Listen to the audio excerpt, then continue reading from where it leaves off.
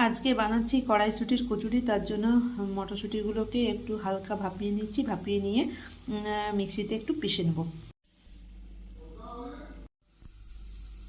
কড়াইয়ে সর্ষের তেল দিয়ে দিয়েছি, কালো জিরে একটু ফোড়ন দিয়ে দিচ্ছি। এরপরে বেটে রাখা মটরশুঁটিটা দিয়ে দিচ্ছি। এতে পরিমাণ মতো নুন দিয়ে পুরটা একটু তৈরি করে নিচ্ছি। পুরটা আমার তৈরি হয়ে গেছে, এবারে নামিয়ে নিচ্ছি।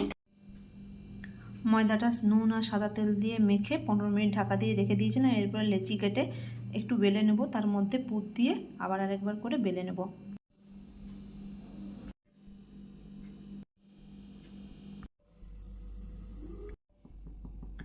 কড়াইয়ে তেল গরম করতে দিয়ে দিয়েছি, এবার এক একটা করে করে ভেজে নেব।